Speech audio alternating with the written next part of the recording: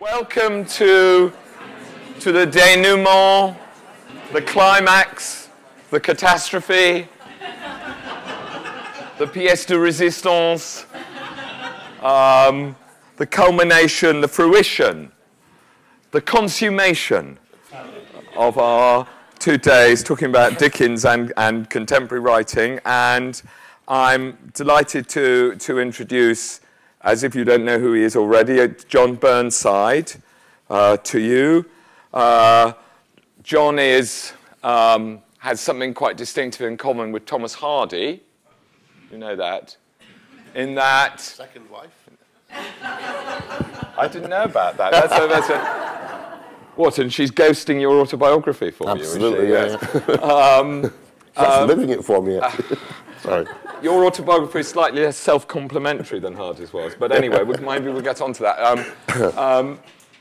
John has in common with Thomas Hardy that he's actually quite good at poems and prose. Sort of quite good at poems and novels.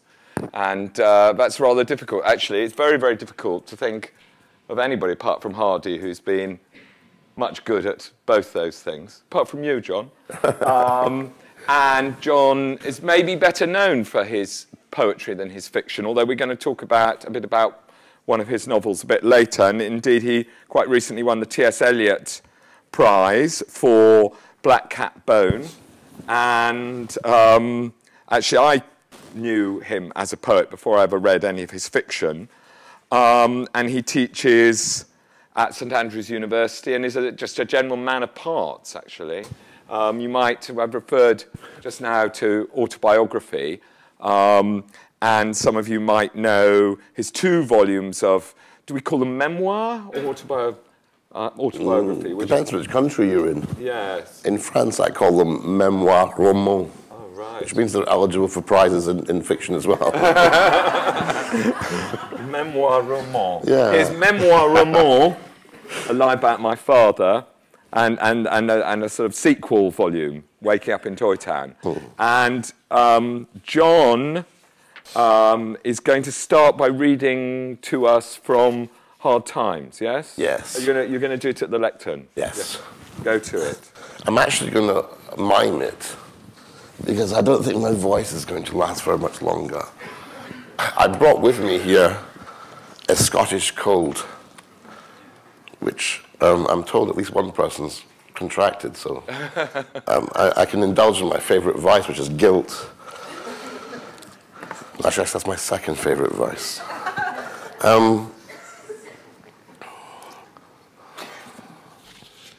So please forgive the sound of my voice, and it's sounds like sandpaper being attacked by small birds.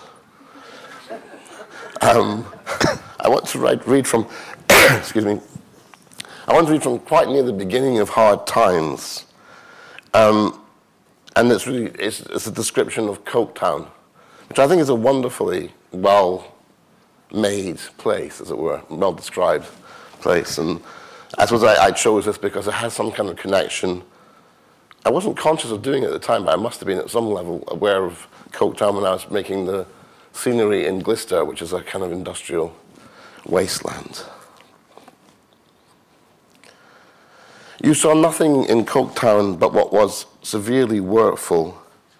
If the members of a religious persuasion built a chapel there, as the members of 18 religious persuasions had done, they made it a pious warehouse of red brick, with sometimes, this is only in highly ornamented examples, a bell in a birdcage on top of it.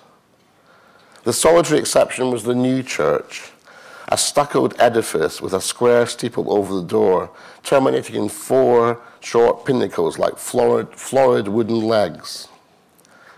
All the public inscriptions in the town were painted alike, in severe characters of black and white. The jail might have been the infirmary might have been the jail, the town hall might have been either or both, or anything else, for anything that appeared in the contrary in the graces of their construction. Fact, fact, fact. Everywhere in the material aspect of the town. Fact, fact, fact. everywhere in the immaterial. The McChokumchild School was all fact, and the School of Design was all fact, and the relations between master and man were all fact, and everything was fact between the lying in hospital and the cemetery. And what you couldn't state in figures or show to be purchasable in the cheapest market and saleable in the dearest was not, and never should be, world without end. Amen. A town so sacred to fact and so triumphant in all its assertion, of course, got on well? Why, no, not quite well. No, dear me. No, Coketown did not come out of its own furnaces in all respects like gold that had stood the fire. First, the perplexing mystery of the place was, who belonged to the 18 denominations? Because whoever did, the labouring people did not. It was very strange to walk through the streets on a Sunday morning and know how few of them, the barbarous jangling of bells that was driving the sick and nervous mad, called away from their own quarter, from their own close rooms, from the corners of their own streets, where they lounged listlessly, gazing at all the church and chapel going, as at a thing with which they had no manner of concern. Nor was it merely the stranger who noticed this, because there was a native organisation in Coketown itself, whose members were to be heard in the House of Commons every session, indignantly petitioning for Acts of Parliament that should make these people religious by main force.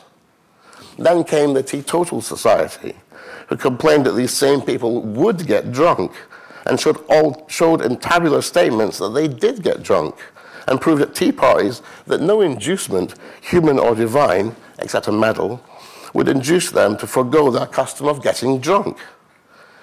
Then came the chemist and druggist with other tabular statements, showing that when they didn't get drunk, they took opium. Then came the experienced chaplain of the jail with more tabular statements, outdoing all the previous tabular statements, and showing that the same people would resort to low haunts hidden from the public eye, where they heard low singing and saw low dancing, and mayhap joined in it. And where A.B., aged 24 next birthday, and committed for 18 months solitary, had himself said, not that he had ever shown himself particularly worthy of belief, his ruin began, as he was perfectly sure and confident that otherwise he would have been an tip-top moral specimen. Excuse me. I've been eating salt from my throat. It makes you very thirsty. Then came Mr. Gradgrind and Mr. Bounderby, the two gentlemen at this present moment walking through Coketown, and both eminently practical, who could on occasion furnish more tabular statements derived from their own personal experience and illustrated by cases they had known and seen, from which it clearly appeared, in short it was the only clear thing in the case, that these same people were a bad lot altogether, gentlemen, that do what you would for them, they were never thankful for it, gentlemen, that they were restless, gentlemen, that they never knew what they wanted, that they lived upon the best and bought fresh butter, and insisted on mocha coffee, and rejected all but prime parts of meat, and yet were eternally dissatisfied and unmanageable. In short, it was the moral of the old nursery fable. There was an old woman, and what do you think? She lived upon nothing but victuals and drink. Victuals and drink were the whole of her diet, and yet this old woman would never be quiet. Is it possible, I wonder, that there was any analogy between the case of the Coketown population and the case of the little Gradgrinds? Surely none of us in our sober senses and acquainted with figures are to be told at this time of day that one of the foremost elements in the existence of the Coketown working people had been for scores of years deliberately set at naught, that there was any fancy in them demanding to be brought into healthy existence instead of struggling on in convulsions. That exactly in the ratio as they worked long and monotonously, the craving grew with them for some physical relief, some relaxation, encouraging good humor and good spirits, and giving them a vent, some recognized holiday, though it were but an honest dance to a stirring band of music, some occasional light pie in which even McChokumchild had no finger, which craving must and would be satisfied aright, or must and would inevitably go wrong, until the laws of creation were repealed. This man lives at Pod's End, and I don't quite know Pod's End, said Mr. Gradgrind. Which is it bound to be? Thanks.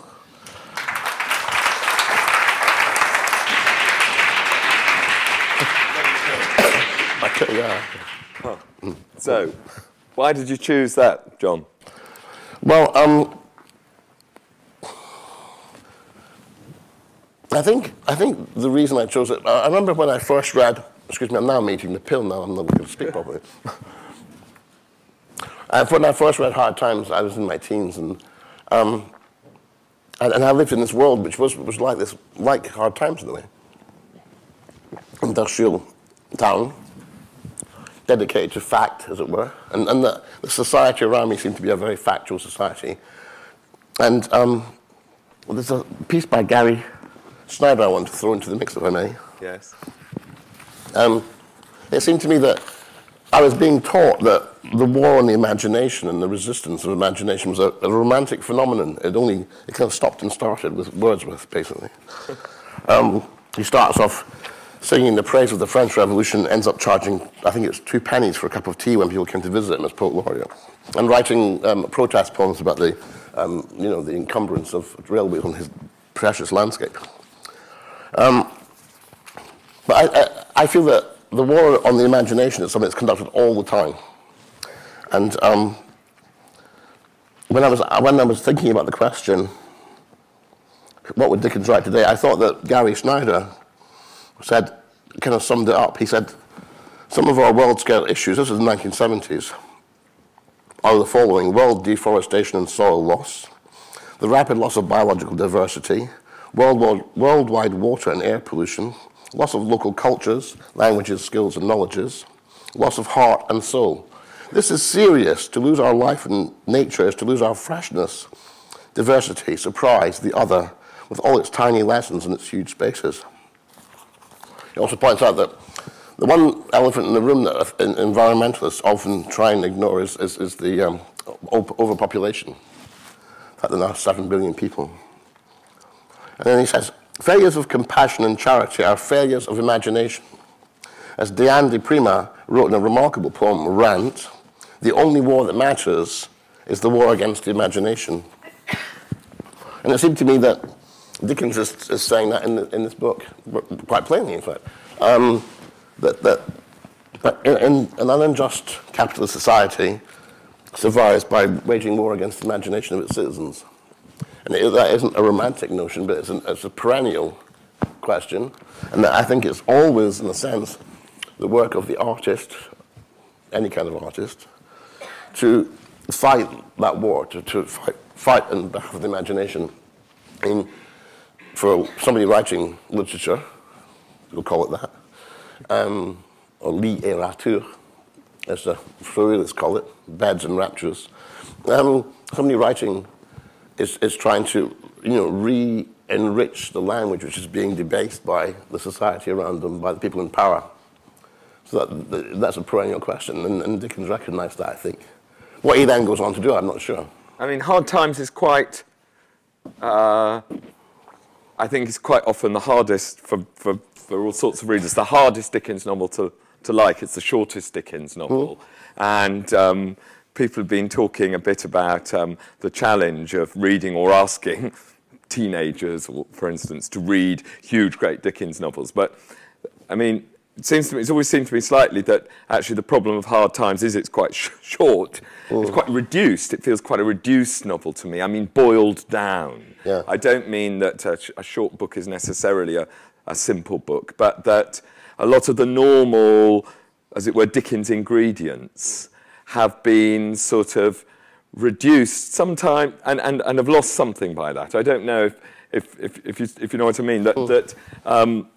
That when that passage you were reading just now, I mean, to be devil's advocate, okay, a bit. I mean, there were some sort of fantastic bits in it, but also there were some bits where, yes, you could hear what he was saying, and even sort of perhaps in the reduction of it, there seemed almost a there's something slightly incredible, so that the inhabitants of Coketown, at one and the same time, this utterly sort of like 1984 or something, this absolutely enslaved population. And yet at the end we find they're off down low dives, they can't be regulated, they can't be taught to be good, they're boozing, they're off doing their own sweet things, as if there's a sort of, you know, kind of working class sort of cultural life that they have, which people would like to squeeze out of them. And that seems almost difficult to reconcile with what Dickens wants to say about how they've been absolutely dragooned. Yeah. I remember I had a short spell studying sociology, and apparently the activities that I most enjoyed were called compensatory activities. And basically what happens is working class people work in some kind of heavy industrial situation and have miserable lives that are badly paid and poorly regulated. And to make up for that, they indulge in compensatory activities, which means getting drunk or fighting in the streets or those kinds of things. And I thought, oh, so my life consists of basically doing the things that my masters want me to do, and then spending the rest of the time compensating for them. So I belong to them all the time. I think that's probably kind of the way to describe this, is what people are doing, or said to be doing, by the bosses, is a kind of compensatory activity for the rest of what they do, the rest of their lives. Could they have lived imaginatively? Would they be, in low dives, drinking gin and taking opium? If they had a life of the mind, or imaginative life, would they think the way Stephen Blackpool thinks? So certainly this book is not. I wouldn't class it as my favourite Dickens novel, for example. That would probably almost certainly be Great Expectations, and it's not Dickens' best piece of writing. But I think he's having a go at something. He's having a stab at something that he doesn't quite do elsewhere. I mean, there are scenes in other books, but this entire book is attacking, as it were, those two or three severe problems in society. So in a sense, it's the most social novel of Dickens' work. It's most like what one thinks of today as a social novel. And it's the one which, I mean, you talked a bit, maybe talk a bit later about the sort of the place you invent for your novel. He invents this place, Coketown, which maybe it's sort of Manchester, or maybe it's Preston, and it is quite striking, isn't it, that it's really the only. I know the Mystery of Edwin Drood was going somewhere else. Pickwick sort of goes around places, but almost all of his fiction is largely set in London. And I mean, this is a sort of a real place, but it's an imaginary place. It's a place that Dickens has never lived. I wonder if that's sort of part of it. Those novels set in London, there's always something unexpected, isn't there? There's always, somebody goes around the corner and there's something weird, some character Dickens has invented, some odd shop or house or something. Yeah. And this place which stands for something in his mind is not going to have any of that. No. But that's partly why I like it, because it's not London, perhaps. And I remember, I'm a Scot, and I remember the first time I came to London, I thought, what a horrific place. I remember thinking, and it wasn't because it was, it wasn't under clouds of smog or anything. It was too lit. It was too big. And then Coketown's smaller, and it's condensed. It's actually the most condensed location in Dickens, I think, because all of the pollution and darkness is all distilled down into this kind of blot on the landscape, as it were, this black mark. And what about the plot of it? Because you talked a bit yesterday, I think, about how there were some things that Dickens did with the story which you wish he hadn't done, as it were. Well, is that fair, or? Yeah, it's because we've been in my workshop session, as it were, we've all been discussing, sort of in a kind of random way, actually, the possibilities for a political novel. I'm interested in the idea of a political novel, and I mean a political novel that doesn't say the obvious things that any Guardian reader would agree with. There's not much point to that, really, is there? So it's only probably Guardian readers going to read a novel by somebody who's writing that kind of novel, and they already agree with it anyway. I'd like to find a novel, and write a novel, in fact, that would actually say something challenging or provocative or confrontational. After 9/11, all American writers of any stature were expected to say something. I'd write a piece in paper, or I'll just write a novel about 9/11. And it may be obvious from comments yesterday, one of my heroes in writing is Don DeLillo, and DeLillo resisted this for a long time, and then he wrote the book Falling Man, which was in a sense doomed to fail. I think he knew that. He did it because he did want to comment on the situation. But how do you write a novel after 9/11? I don't even like calling it that, 9/11. How do you write a novel after that event that actually makes it political, or raises political questions that are actually valid to someone who's of my political persuasion, which is that 9/11 is actually a gesture which is entirely logical and actually, in a sense, legitimate. To strike back at the power of the state that has oppressed people all over the world is actually, I don't agree with killing people, but I can see the logic of it, why they did that. But how could you say, as Don DeLillo, the American writer, how can he write from, giving a balanced view? And then in the book's got a very interesting structure. I don't know if people know it here. Basically, what you have is someone who was in the building, and mostly it's about his life afterwards. But also you have one of the terrorists, and this is where, at the moment of impact, these two lives can cross. Obviously, the terrorist character is a bit of a kind of stereotype, and the American character is much more complex. And DeLillo knows that character very well. He's written about him often. But at least it was an attempt to write. I don't see anybody else writing a 9/11 novel which even tolerated. Not in America. Well, John Updike did a novel which sort of purported to be inside the mind of. Yeah, well, I know, but I mean, I mean, it doesn't hard times rather demonstrate the tricky thing, maybe even the fallacy of people requiring a novel which, if not political, it's engaging with social issues, which is that if somebody does that well, it might not say what you want it to say. I mean, Dickens writes this novel, and it strikes me as both kind of true, but also almost self-condemning, that lots of people react to it, lots of modern readers react to it by expressing disappointment. Oh, he's done it, but he said the wrong things. He didn't back Chartism enough. He's made Stephen Blackpool fall down a pit, when he should be going on to lead the working classes to liberation. And that's the thing about a political novel. It might not say what you want it to say. If it does say what you want it to say, what's the point? Well, the reason for choosing Hard Times was, in a sense, to illustrate the difficulty of writing a socio-political novel, or the social novel, as it's referred to more frequently, to show how difficult that is. Hard Times actually, in many ways, fails as a work of art compared to Dickens' best work, for a number of reasons. But the other thing is, as a political novel, also Dickens makes choices, which I wonder why the choices are made.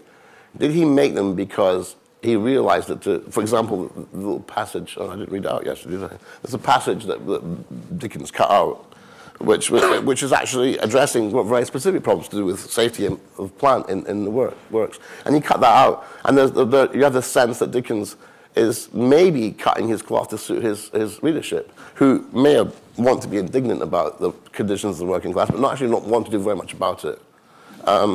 Or is he saying, actually, no, if I stand around preaching about the conditions, I'm not a novelist anymore, I'm writing something quite different. And so that is for me the question. And I think any work that you do that has a political motive, or at least partly a political motive, for me, certainly what's happened is that the work actually has failed as a piece of art that I'm trying to make.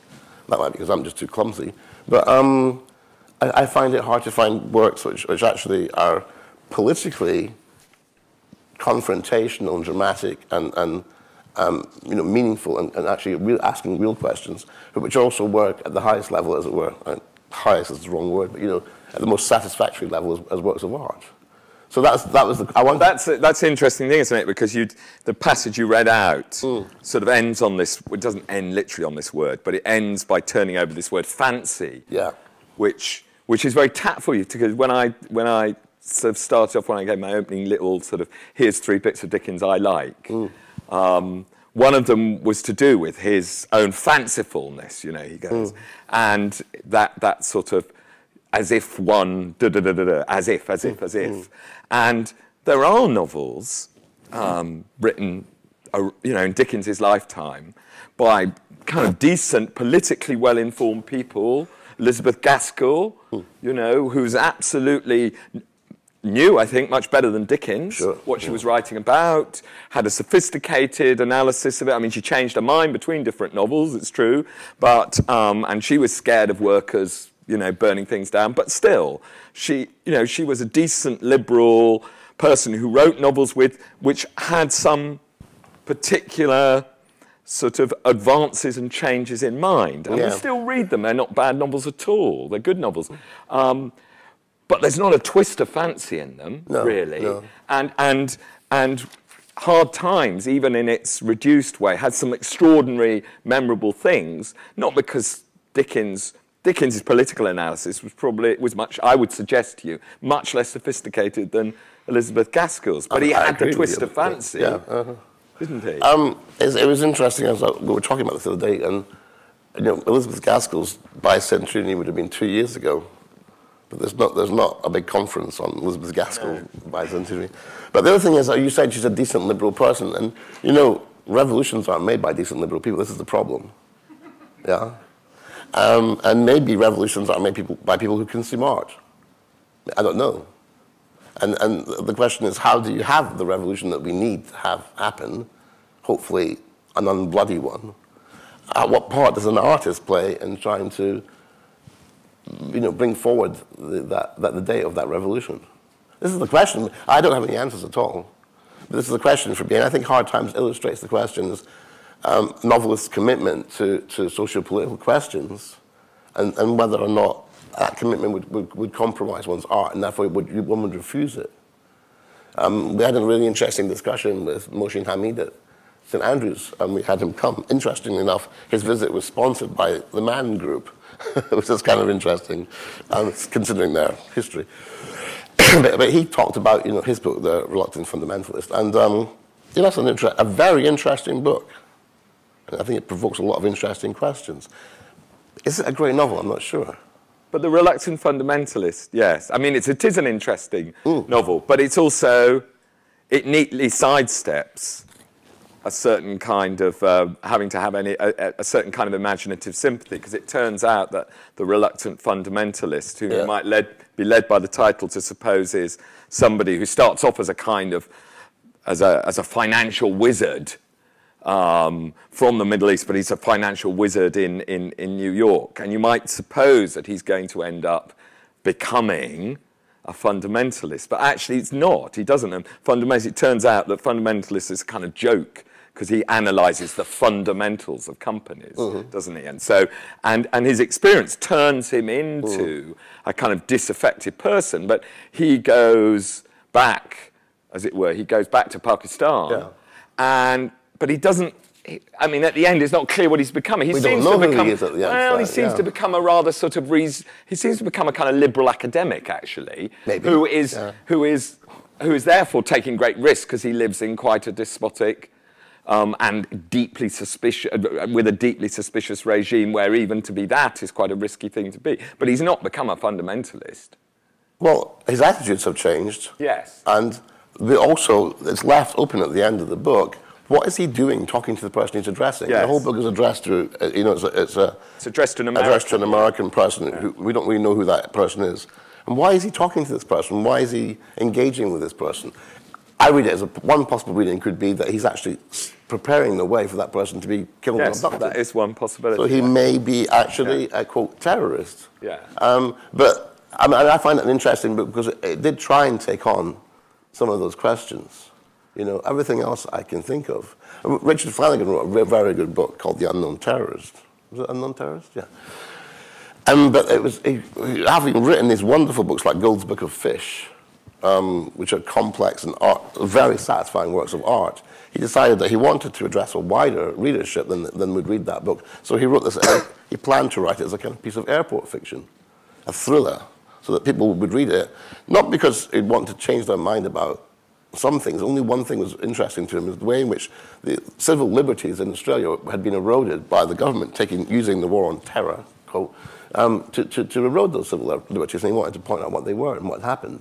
And so a wider readership read the book. It didn't change anything. But I don't know what one does. The reason I'm interested in this question is because I want to write a book which has some kind of political, that raises political questions that are interesting to me, and that actually say, what kinds of direct action are valid? You know, were Baader-Meinhof, I won't say this in Germany, I was saying this, were Baader-Meinhof right, ever, at any stage during their career? Are the people who attack, you know, the World Trade Center, are they doing something which is, in a sense, valid? You know? We have newspapers which squeal all the time about how awful it is that the bankers are ripping everybody off. But it doesn't change anything. Do we have to shoot a few bankers to actually change something? I don't know. I prefer not to. I prefer not to shoot anyone. Didn't they sponsor the T.S. Eliot Prize? Oh, yeah. They get all the money. You don't want to shoot the ones who signed that cheque, I don't think. No. But that's the question. Yeah. Actually, the T.S. Eliot Prize money comes from the Eliot estate, and I think it was a kind of insulting to the Eliot estate to suggest otherwise by the press, who talked about that. Oram sponsors PBS, that's true. But I didn't see anything particularly egregious about Oram in terms of the world they came from. But yeah, but I mean, what are those questions? What are those valid questions? And what does one say about direct action? I mean, the easiest thing is just to dismiss direct action, say, hey, oh, it doesn't work, or killing people is wrong, or attacking people is wrong. But then you can think, well, actually, you don't have to attack or kill anybody. You can use imagination to have direct action. You know, kind of situationist kind of thinking, which, you know, you use the imagination to try and change things. You know? Well, I suppose that's what, that's what, in a way, the argument about hard times might be, or from somebody who, I'll fess up, as a Dickens lover, it's my least favourite. Yeah, I think I gathered that already. Yeah, and I think it's because the fancy which he celebrates in that passage, he's not celebrating his own, he's celebrating the fancy of human beings, is his greatest gift in a way, and there's less of it in hard times. And it's almost like what he says, not all the time. Of course, there's fantastic. First description of Bounderby is just fantastic. So there are bits, but it's almost as if it seems to me that what he says has happened to the citizens of Coketown, happens to him, and that's, I suppose, what I was trying to say a bit about not being in London. It's as I feel that when he's writing about London, that can't happen. It just can't happen. I mean, London can be made hellish, where in fact some of the time he liked it and it wasn't hellish. But as a reality, as a kind of labyrinthine, fascinating, pulsating reality, it would always stop him, you know, kind of closing everything down. And that, yes. So that's what I think about hard times. Well, what is interesting is that, I mean, this is to do with the times we're in now. It was interesting during the discussion yesterday, hard times, when people were asked to isolate a part of the book that they wanted to talk about. Hard times was the one that was most quoted by. Yes. I think 4 people actually raised hard times. Yeah. And I think that the reason I came along here clutching my cheap edition of Hard Times, as opposed to the nice one I've got, it was because it's because of the times we're in. And these are hard times, as it were. You know, I mean, they're not hard times for me personally, not at the moment anyway. I work in a university, for God's sake. But I'm very conscious of the immense injustices of the world around us. And as opposed to other times in my life, I feel frustrated and hopeless about doing so. Well, I have done until recently. Perhaps recently things have changed. But when I was growing up, I was a kid in the 60s, right? So I thought, oh, the revolution's just about to happen. By the time I get to beyond puberty, we'll all be living a completely different way. We'll be living as, you know, the beach beneath the pavement will be visible. You know, we'll be living in a completely different world. Of course, that was ridiculous, but it was naive. But my grown-up big brothers, as it were, metaphorical brothers, seemed to think it was possible to make this happen. And of course, then what happened was an immense backlash, utterly ruthless, but seemingly non-coordinated backlash from this system, we would call it, happened, and people were crushed. And I remember I spent 10 years of my life living in complete nihilism. I was like the people in the opium dens and the bars. I didn't have any feeling that I wanted to be engaged in any way whatsoever with the social world at all, you know? And that, in some ways, that's persisted. But I took refuge, as many people did take refuge, in the environmental movement, in the green movement. And that's what a lot of people who were political did, or had embraced that naive politics. They said, well, at least we can do one thing. We can work for the environment. Maybe that's the most important thing of all anyway. Now, most of the people, a large number of the people who joined that movement, about the same time as me or later, have embraced light green politics, L-I-T-E, green politics, and are green business people and things like that, and Greens who talk about growth. You know, what an absurd idea. If you really are committed to the ideas that seem to be the ideals of people who started off in the green movement, the word growth would not be in your vocabulary. It would be stability, not growth. Yeah? And people are pushing Alex Salmond, God, that awful little man. He's green, and he gets his mate, Al Gore, to come over to Scotland and tell us all how wonderful he is, because he's trying to cover the country with wind turbines. Very cosmetic. They look very green, don't they? They don't do anything. And, of course, the way wind turbine system works, feed-in tariff system, means that every energy consumer, including the poorest people, are putting money into a rich man's hat, into his pot. 25% of the population of Scotland is now calculated to be fuel poor. 25%. So nobody, and then people, and the Greens are saying, great, but I've got new wind turbines, isn't that great? You think, well, aren't you going to be critical of, A, the system in which they're being put in? The fact that they're being put in places where it's not appropriate to have them, because that landowner happens to have a piece of land there, and he wants to get a lot of money from us. You know? It's a perpetuation of the old system. And then Alex Salmond says he wants to, Scotland to export energy, you know, because it will help Scotland grow, Scotland's growth. I know Alex Salmond's not a green, but he's trying to pretend he's somehow green by doing this. So, you know, coming out of that kind of red political mess into the green political mess, I felt as though, you know, oh, well, there's something positive about this. But there isn't, and you'll find very few Green Party people, for example, who are prepared to talk about problems like overpopulation. Because I think if you talk about overpopulation, you mean, let's go and stop poor people in third world countries from breeding, which is not what I would suggest at all.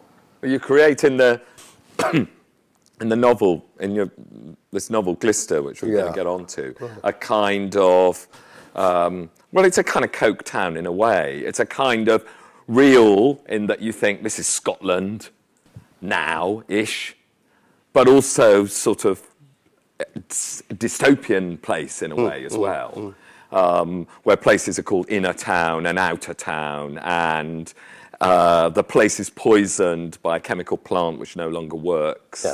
And the population, I mean, I don't know if you actually had hard times in mind, but it seems really comparable. The population seem paralysed and stunted, both sort of, and physically poisoned, and, you know, it's absolutely, it's a kind of metaphorical place as much as a real place. Actually, it's actually based on a number of real places. I'm sure, yes. Partly Corby, where I grew up for some of my life, with a big steel mill there. And what they did was they had this one big steel plant, and the corporation that basically owned the town, the steel corporation, wouldn't allow other biggish industries that would employ males to come into that town, because then there'd be rival, places to work. That meant they could control the workers. All men in the town, almost all men in the town, worked at the steel mill, which meant that they had complete control of the town. That was one part of it. And of course, when that mill was closed, 6,000 men applied for a job to stack tins in the local supermarket. They had nowhere else to go but the families. Someone was telling them to get on their bikes, I think, and look for work. I think David Cameron's doing that one again, isn't he? And don't complain about, go and find work. So that was part of it. But there was a plant, there was a small town in the northwest of England, which was closed down because so much pollution had been pumped out into the earth. It wasn't because of what there was, it was because they didn't know what there was. They had pumped out all this kind of garbage, and they had no idea what would happen if it combined, what its effects would be. So they evacuated the entire town. Inner town and outer town are actually in Stromness. If you've ever been to Orkney. I have been to Orkney. Well, in Stromness, the middle of Stromness. I have been to Stromness. But it just shows, I had an excellent meal there, I seem to remember. I mean, it reminds me a bit of, W.G. Sebald, who wrote that book Rings of Saturn, which everybody does PhDs on now, and it's all set in East Anglia. Yeah. And, people read it, and then they go to the place, and they're incredibly disappointed, because he makes it sound like an existential terrain of loneliness. And in fact, it's full... No, it's not. It's full of people waiting for buses and swearing at each other and, going to Tesco's and complaining. Sounds bad to me. Yeah, no, but I mean, do you know what I mean? It's a sort of... When I was incarcerated in the lunatic asylum near Cambridge, I met a man, got friendly with him after he'd been ECT'd several times. I met a man who suffered from what they call fen fever. It's a common term in East Anglia. It comes from living on your own out in the fens, in that flat land under that open sky. You basically lose the plot completely, Yeah, I completely understand that, yes.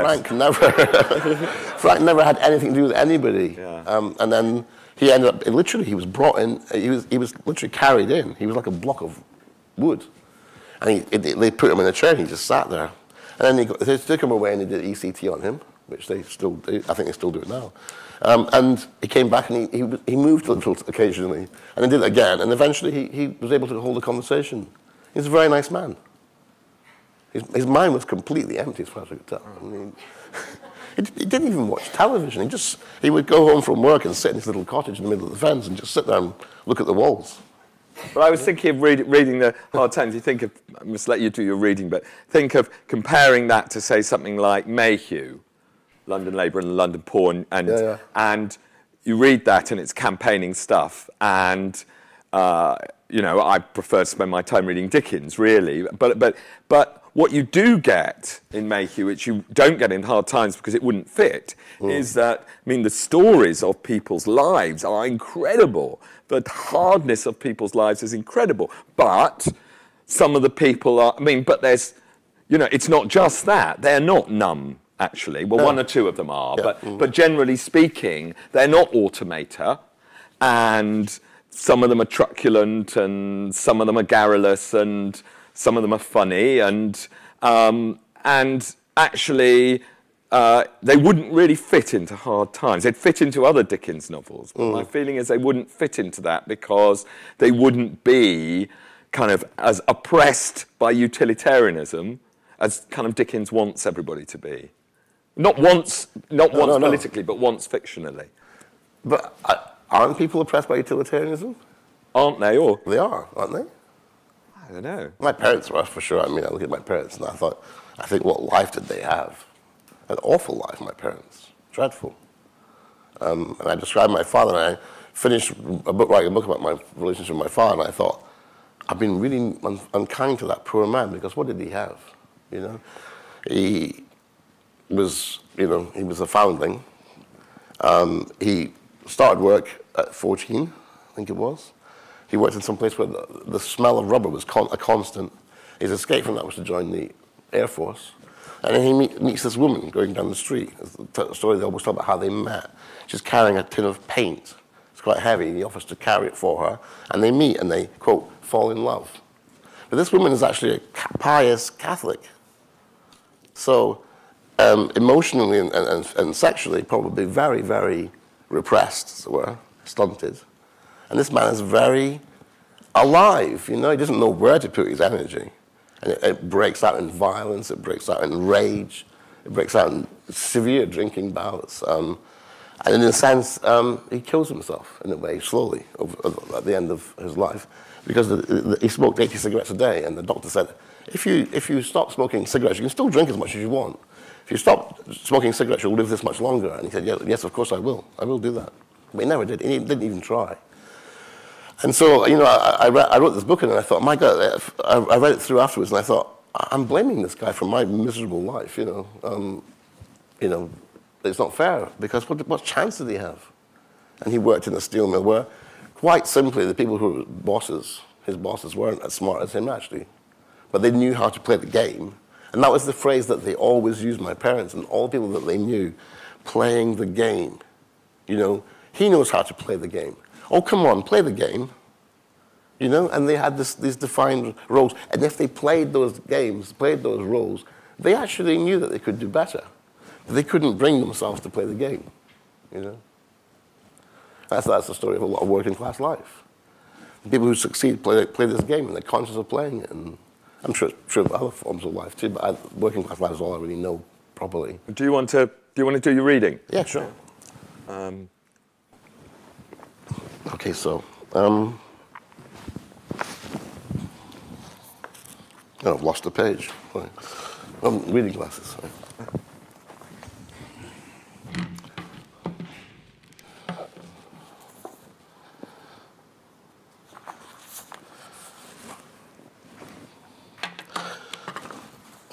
The central character in this book is called Leonard.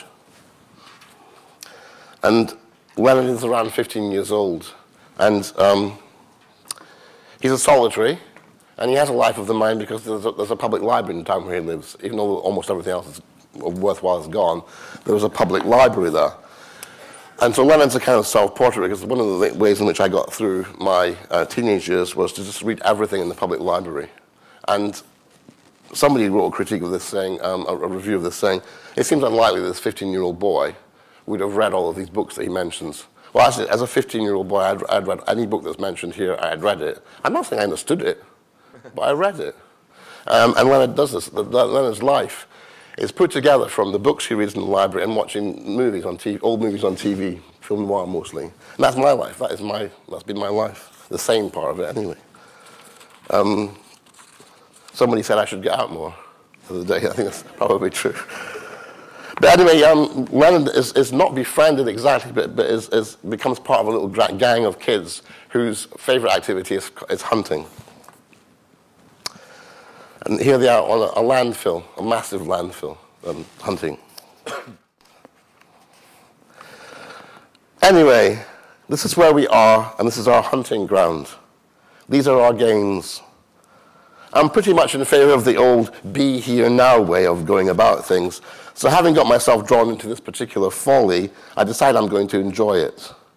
Maybe get to know Eddie a bit. Eddie is a pretty punky kind of girl. I'd like to say she looks a bit like, I don't know, what's that her name? Lisbeth in Stieg Larsson's books.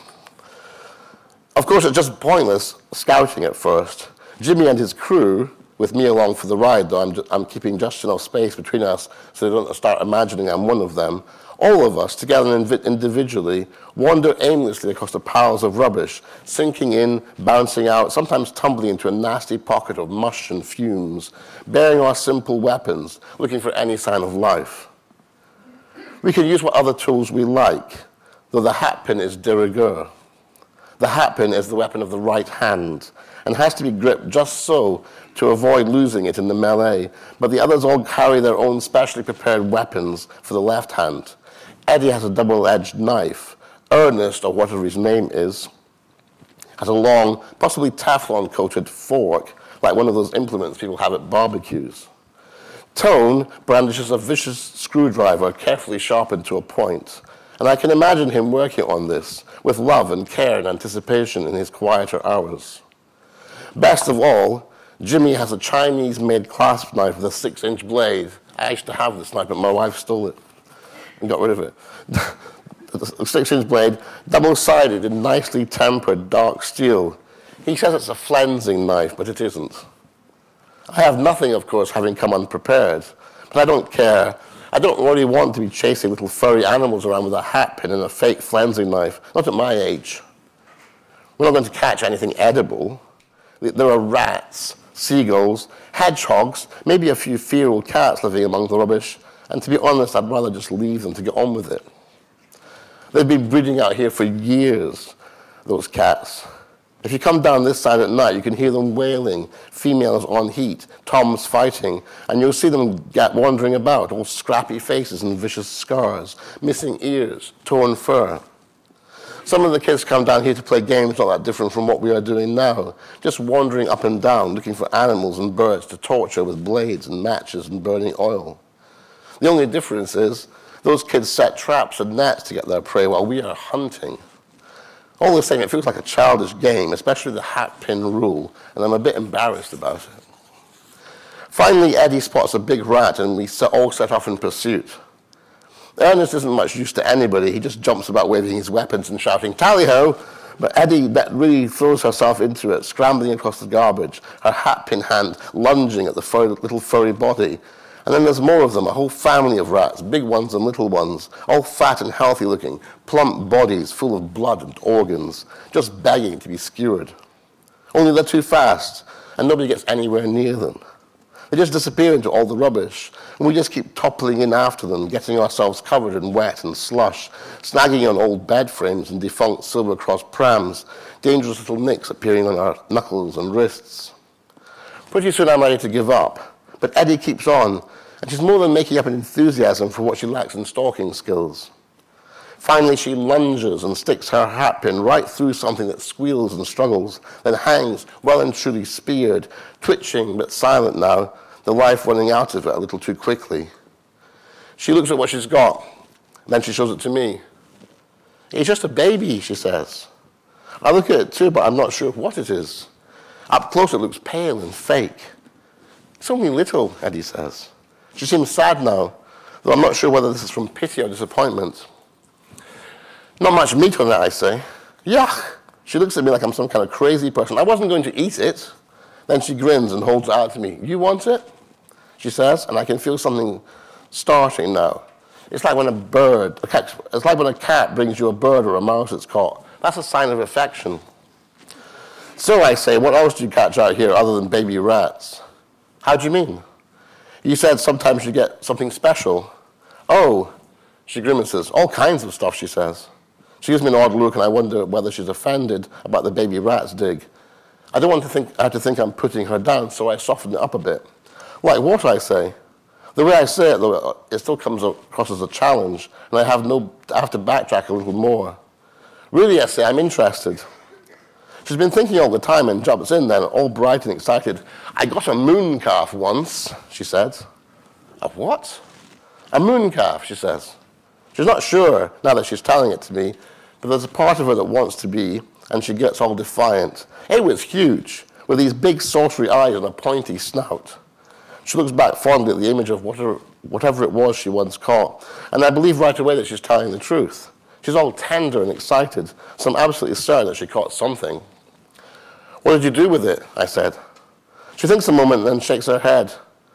"It's like air going out of a balloon." "I killed it," she said. "Really?" "I didn't mean to. A moon calf." "Yes," she gives me a sad look. "That's what it was," she says. "There's moon calves all over out here along the shore." She gazes at me expectantly. When I don't say anything, she looks sad again. "I'm not making it up," she says. I shake my head. "I know," I say. Everybody has a theory about the secret fauna of the headland.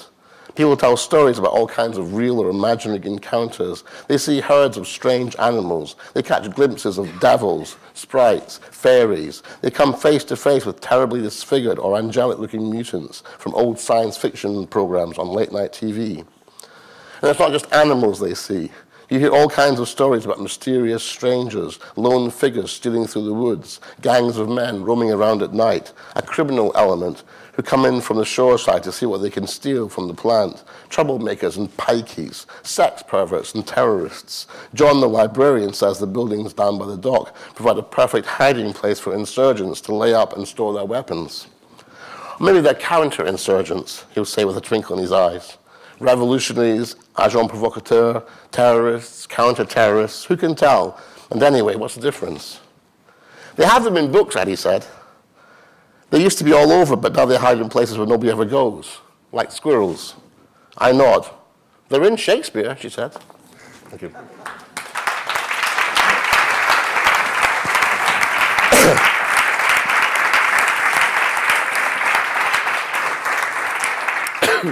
It should be added in vindication of public libraries that not only does Leonard get his only intellectual sustenance there, he also meets his unstintingly lustful girlfriend at the public library. Elspeth, yeah. Sort of, as somebody who used to haunt public libraries and private libraries too, I always thought that there was a chance that one would meet a girlfriend there. It didn't actually happen like that. But Oh, really? I say nothing. Perhaps you said enough incendiary and provoking things for a weekend of discussion, John. So I think we should. Is it all right if we go straight to the audience now to see if? Did I say something incendiary? Well, in a good way. Wasn't my intention, at least. So has anybody? Yes, sir.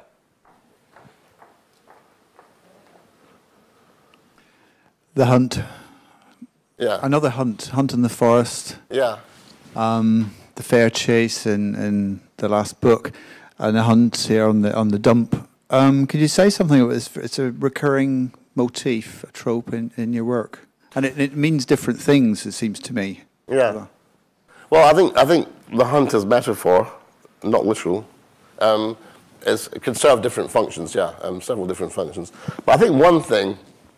I think every male person should look into their heart and see whether or not they're concealing a predator. You know, if I look into my heart, I see that I'm concealing a predator. Quite a bloodthirsty one, as it happens, and quite an unpleasant one. So I think recognizing the predator inside oneself is the first step to be able to get it under control so it doesn't do too much harm. So that's one element of the metaphor of hunting. The other one is that in fact, most of us hunt in some way, or quest in some way for something.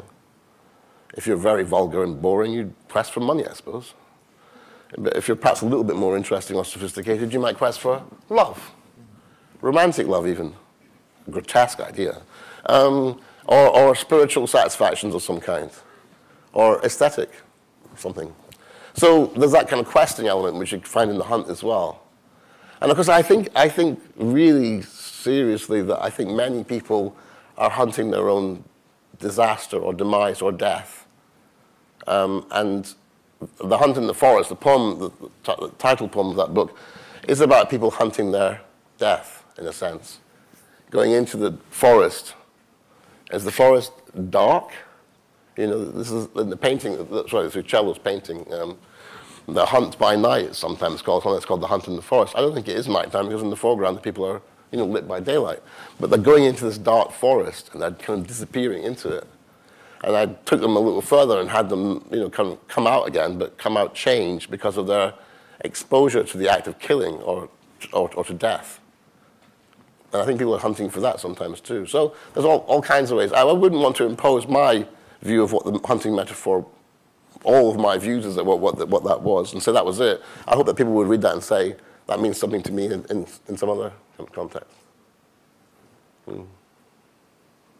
Yeah, thinking about the hunt, you said the vulgar hunt for money. You know that.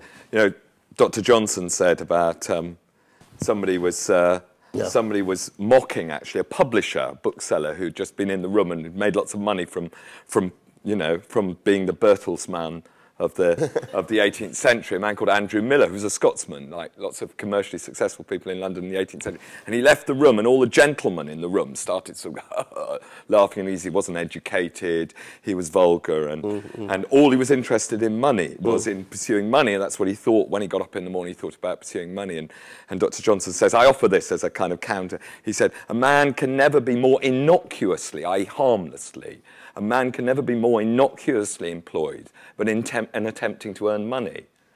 So, you know, Johnson said it's when people had other ideals that they did awful things, but when they got up in the morning and thought, oh, right, how am I going to earn some more money? Yeah. He thought that was a kind of good motive. Well, I guess he didn't know Donald Trump, did he? No, but there were 18th century I mean, he knew. Everyone, we all need to supply ourselves with the wherewithal to live. I mean, I have children, so I have to supply myself with quite a lot of the wherewithal to live. But once I've got that, I don't really want to get much more. For me, the hunt for money is just an incidental thing that gives you enough to do the other hunting. But there's a psychopathology of richness.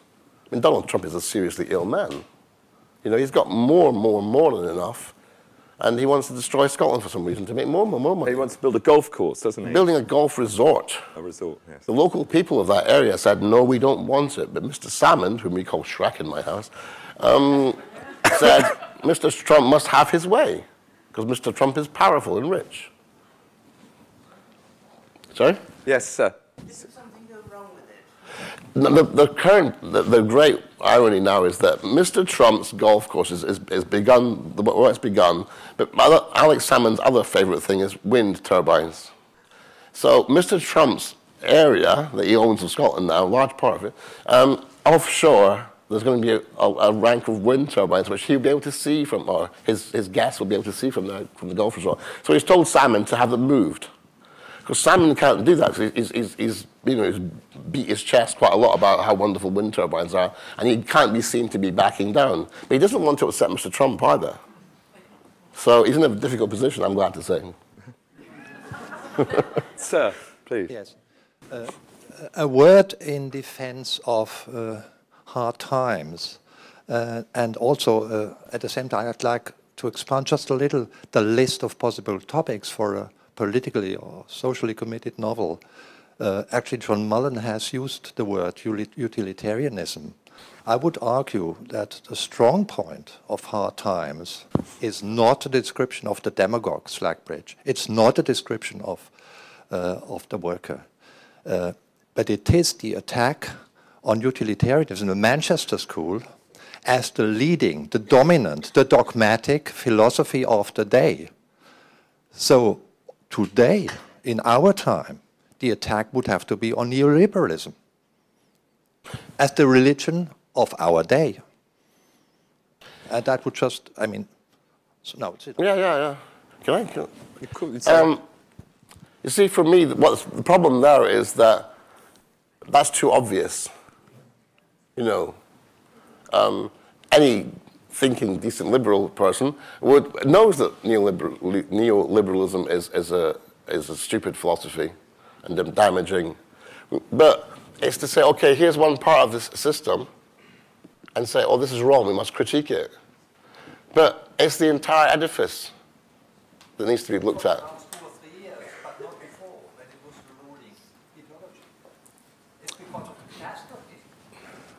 No, I mean, we all knew how absurd it was 20 years ago. I mean, when Reagan and Thatcher started dismantling anything that was left of a kind of regulated society in the Western world, those of us who had 3 brain cells set up together knew that they were doing something terrible. And we knew that.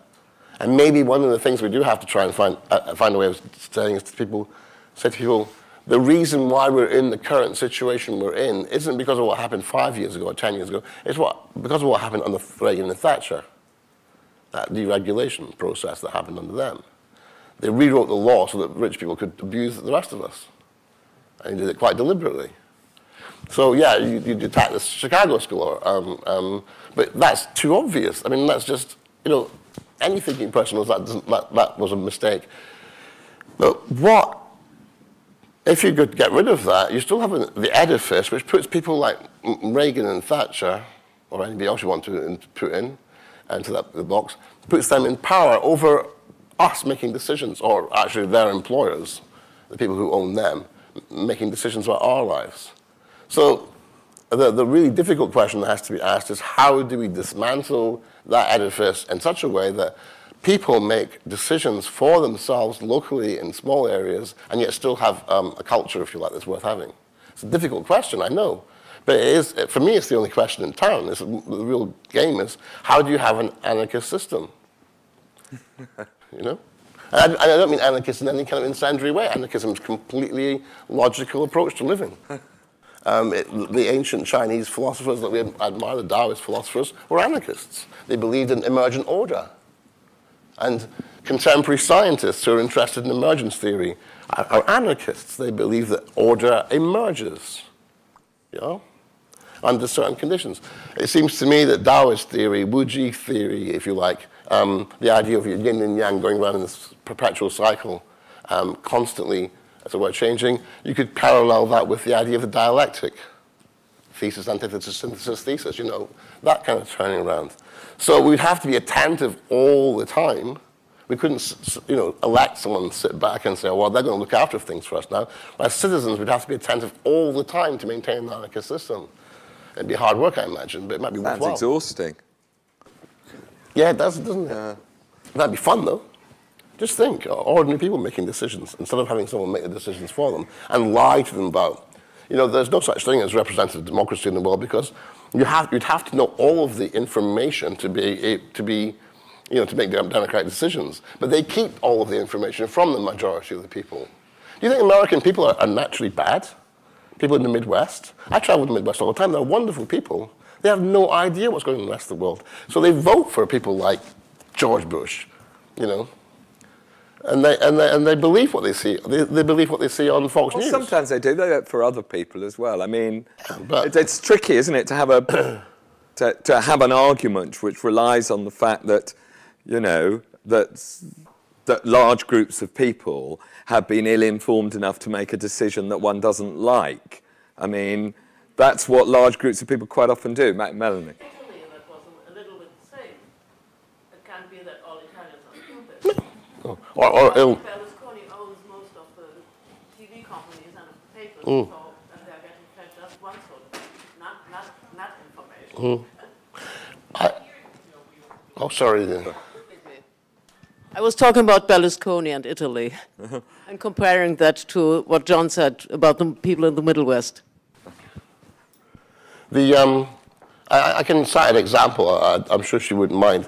A PhD student of mine came from a rich Texan family, to St. Andrews to study, and her father worked with the Bushes and actually helped raise money for the Bushes campaigns. And she had no feeling that there was anything odd or wrong about this, that there was even an injustice, a system of injustice. She'd lived in a certain kind of world all her life. She came to Europe and she started traveling around in Europe. Europe totally transformed her. It was like a Henry James novel. 4 years in Europe. When she came home to live, she couldn't live in Texas anymore. She couldn't live with her family anymore. She's now living in a small holding, a kind of small farm type thing, trying to grow organic food with her new husband. You know, okay, she wasn't completely radicalized, I admit it, but she's no longer sitting around in the house. In Henry James novels, they do get converted, don't they? But they get corrupted, they get twisted, they get sort of. I mean, I'm not saying this is, but I mean the Henry James analogy is a tricky one because there's just, you can read it always the other way, which is some quite open-hearted Americans turn up. And then weird, devious Italians and French people who are all doing the worst things, just trick them and bamboozle them and convert them to their evil ways, or totally disillusion and depress them and send them back to the land of the free. You know. John, you have no idea how much I regret saying Henry James. But that was this transformation that happened. Well,